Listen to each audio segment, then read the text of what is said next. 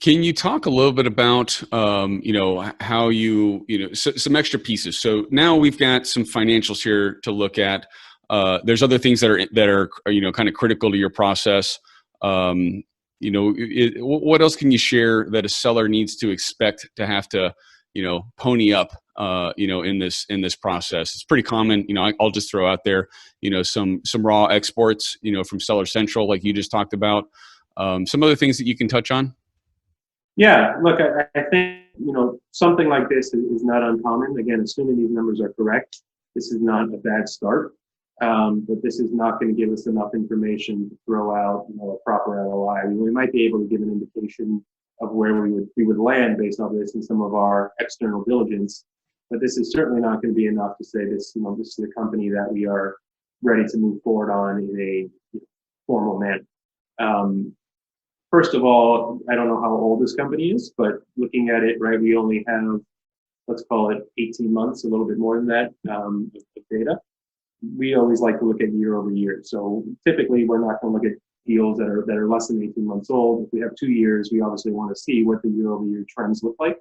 We also like to see the month over month trends. So it's not very hard for us to put in, a quick calculation to see what that is if the data is there. But again, it kind of goes to a level of sophistication to show what you're looking at. If you have year-over-year revenue growth in there, if you have EBITDA margins already established there, if you have all this data, it's not hard for us to do, but it shows, to your point, understanding knowledge of the business when it's there, and we can kind of review it. I'm looking at the title here, and it says this is a 50 SKU company. If it's 50 SKUs, or even if it's 4 or 5 SKUs, in order for us to really understand the business, we're going to have to dive into what are those, SKU level P&L look like. And maybe it's not all the way down to the bottom, but at least having revenue by SKU, having, landed cost by SKU is super helpful as well. So then we can understand margins, we can understand what's driving the business. Unlike some people, we actually like concentration within a business because we have diversification across our portfolio, but given some of these businesses are, $150,000, it's hard for us to look at 50 SKUs sometimes with that level. So that's just a difference between, I think, an aggregator and a one-off buyer. But that is one thing that we certainly think about as we're diving in here.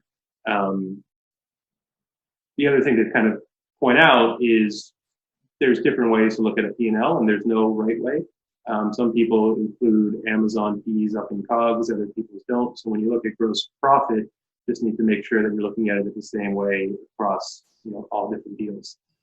So we typically look at it the way this is shown, which is we want to see gross profit based off of what are the actual costs of the good, and then have the Amazon fees associated underneath gross profit, so that gross margin is apples to apples in every deal we look at. Moving forward, we'd obviously want to break out Amazon fees as well. How much of that is, FBA fees? How much of that is their seller fee just for being on the platform and getting the eyeballs that they bring? And then understanding those storage fees a little bit more. I don't really know this business, but you see that there's UK, US, Canada. So if we're only breaking out storage fees there, if they're selling across all the marketplaces, what is the breakdown of revenue by marketplace? This would also be helpful as well. Yeah, this is about $150,000 SDE trailing 12-month business with sales mostly in the U.S., a little bit in Canada. UK is in there, but not a significant source, but an opportunity for a buyer. Absolutely, and I've watched several of your videos and know other people have harped it in also. When you start getting into UK, VAT is obviously something to think about also, and where that falls and how that's accounted for in the P&L, because something that obviously the U.S. doesn't have, and some of the U.S. businesses, it's not apples to apples. So just understanding where that is and how they've approached it, making sure it's accounted for appropriately. Some people sign up to have an 8% VAT until they reach a certain threshold. So are they at that threshold and about to move to 20%, which is going to cost the buyer more VAT moving forward? All of that kind of plays into how we look at financials. Okay. Okay, cool. Any other anecdotal comments on the financials? One thing that we run into a lot, which is always helpful if it's done correctly, we use Seller Board or Seller Legend, a lot of different Amazon Seller Central tools that connect to Amazon Seller Central. Those tools often don't have full marketing or full SG&A. So it's not absolutely necessary to get a good sense of the business, but if we want the full picture, making sure that the consolidated P&L does include those costs that may not be captured by Seller Central.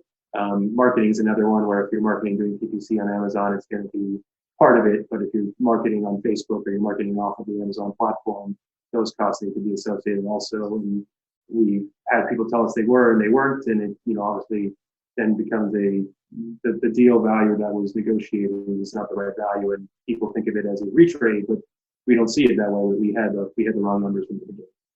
Yeah, I mean that's fair. If you're doing marketing off the platform, and it's an advertising expense, it's a marketing expense. It has to be consolidated into the financials. That's why it's critical to have all of the numbers put into an accounting system. We don't want any human entry in on Excel files and that kind of stuff ongoing, or having to add them up and back and napkin stuff. There's a variety of ways to export and import that data, to reconcile it, to synchronize it, whatever you want to call it, and then and put it in the deal. And it will come up in due diligence every time. There's just no way of getting around it. There's no hiding anything in M&A, not in these business transactions. We can't be associated with it. Buyers won't put up with it. Sellers, shouldn't expect they can get away with it. It's just not the way to do good business. Be sure to subscribe and hit the bell for notifications about new videos and interviews. And introduce yourself in the comments. Are you a buyer or a seller?